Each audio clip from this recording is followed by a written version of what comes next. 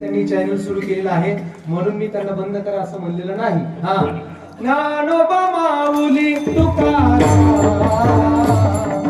ज्ञानोबा माऊली तुकाराम, अरे वे